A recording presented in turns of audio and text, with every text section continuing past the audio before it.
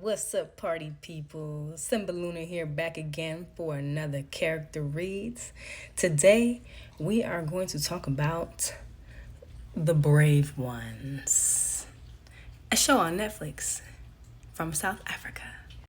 So I'm really excited to talk about this one because, let me say, South Africa media has had me in a chokehold since Blood and Water. America will really have you out here in the dark, and the Africans have opened up a whole new world for me. I am also heavily interested in anything African spirituality or mythology, and so this one piqued my interest. I think stories like these also do a really good job of showing villainy,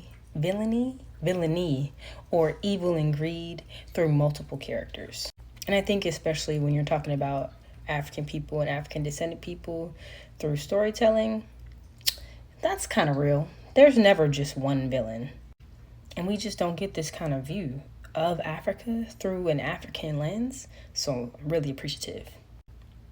As always, spoilers ahead.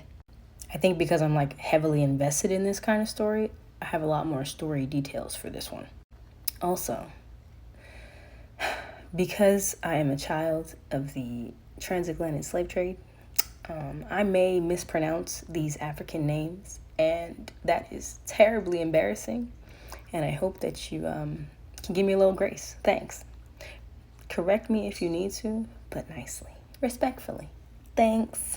So the story opens up with the prophecy and the story of this magical, mythical tree and the spirits called the Brave Ones who are meant to protect this tree.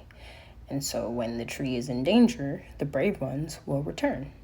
All right, so we have our protagonist, our main character, Nsiki. So to be honest, the haircut, I thought we were about to get a queer African story. And that is probably a terrible stereotype of me. And forgive me, but didn't go that way. In the beginning, she comes off kind of flighty, kind of shady to her parents. I sense this thing between her mom, but her sister takes up for her. And they kind of allude to this energy that she was kind of a troublemaker at one point and is somewhat reformed, kind of. Her previous behavior was thievery, but she's got a new job and she's saving up and stuff. So while we're being introduced to the family and the setup, we are learning how the magical tree is in danger now because of the development of a casino. Legend has it that when the tree is in danger, the Brave Ones will return to protect it. This character is the first Brave One. So we see that due to many reasons, she's not quite ready yet. The first sign that stopped the construction were these ancient artifacts that are weapons being found, on the wrist right there. So Nsiki starts having dizzy spells and hearing whisperings of the ancestors, and then the construction is paused. Throughout the first episode, we meet Nosisa, mysterious, but definitely has a plan.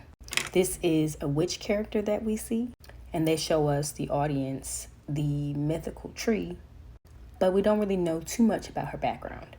This is Candaça, mom, a dressmaker, very stressed about Nsiki, and doesn't really believe that her ways have changed, especially after police show up at the house and almost kill her in front of her for stealing a bracelet. Here we have Nkosi, who's very loyal and supportive. This is Funeka's fiance, always by her side with community organizing, very devoted to his future wife. He also owns a pub or a bar. And when the security comes for Nsiki after she steals the bracelet, he surprisingly shows himself as a hero by taking the gun. We learn at the end of this season that he is the second Brave One. We also have Lutando. He's very ambitious, very careful. His character is the development or the developer of the casino, or heading the whole project, whatever. We learned that he has a child who has already passed away, and his second child is currently ill. You can tell from his corporate life and his lifestyle that he is far from traditional and very ready to get rich from this deal. He's also sleeping with his maid, but we can't tell if his wife knows for certain. He doesn't initially believe his wife and what she tells him about the brave ones and the magic, but eventually he sees. This here is Counselor Nkomo. He has his hands dirty. He is bribing the people, the constituents, to leave the areas so that the casino can be built. Lutando knows that he's corrupt and doesn't really trust him. He has 3 sons, 2 of which are his muscle men. We also have Wele, who is the father figure. And we certainly can't forget Ayanda. This is Lutando's wife. This right here is a desperate mother. She is mostly invested in finding a cure for her son. There is a spirit that appears to him almost as a signal of death. And we find out that this would be the 2nd child she's lost. Except, spoiler alert, in actuality, it'll be the 3rd. She gives off corporate, she loves her luxurious life. But we also find out she has connections to spirituality. Even though she tells the stories of the brave ones to her son, she's estranged from her relations that are involved. She learns that the blood of the brave one is the only thing that would cure her son. So she does some wild things out of pure desperation. For example, killing her uncle, who is a witch doctor, stealing a baby and then almost killing said baby before Lutando stopped her. She really frustrates Lutando because she's really back and forth with being on board for the casino because the magic and the timing go hand in hand. We also have Funeka. Funeka is the eldest, the sister, the fiance of Nkosi. She is very strong-willed, cares about her people and her sister. She gives activist. She gives community organizer, getting the people together, which we also see puts a target on her back with some of the higher up folks like Nkomo. But she wasn't scared until the eviction started happening again. And in the midst of the chaos, Nziki and Funeka have to literally run for their lives from being chased from these people on motorbikes. Tragically, in episode 1, they kill them both. Also, can't forget about Sia, who is Nziki's new boyfriend, Flame, something. He's into music, and later we find out that he is Nkomo's 3rd son, but he isn't involved in the drama and the business. But his father was the key to him getting into the music business. They have this growing bond, but Nziki definitely has some trust issues, and she is not pleased when she finds out that he's Nkomo's son. So for Nziki, everything starts with the rebirth. To receive the power of the brave one, she does have to die. Then we see that some time passes after the stabbing, and she wakes up to find her sister dead. She has to drag her body back to their house in order to inform the family. Because of the thievery background, I don't think the police believed her. You can tell the mom is pissed, might wish it was her. Very painful.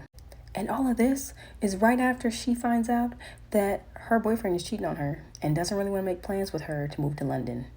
So Lutando informs Ayanda that Funeka was a part of a mentorship program that she was over, so she needs to do damage control with Nziki's family.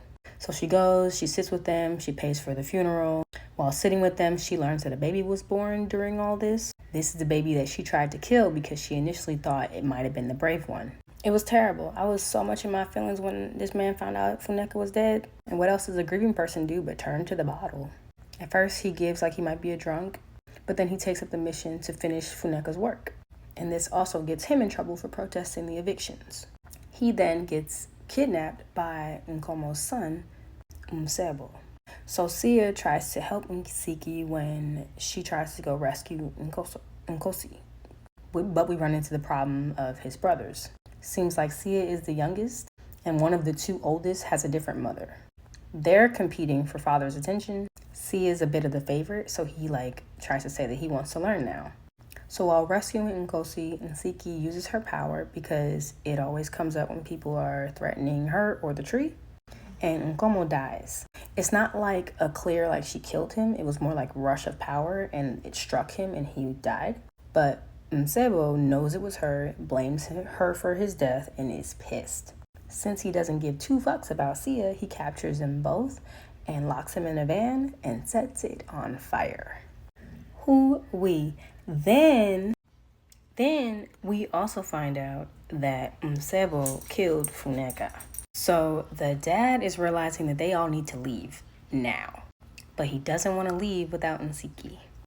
He finds her with Nosisa, and Nosisa reveals to Nsiki that Wele is not her father. So he has to tell her the whole truth of how he found her and brought her home. And so she's devastated and runs off. And this is like before she can like get the training. So Nosisa is supposed to be training Nsiki in terms of like how to actualize her power and what she needs to do and all this stuff. And she keeps telling her you kind of like have to leave your old life behind. And I think that's the kind of point of like rebirth too, right? But Nsiki is not with that yet. And then Ayanda shows up. And we find out that Ayanda and Nosisa are sisters. And they had a major falling out years ago.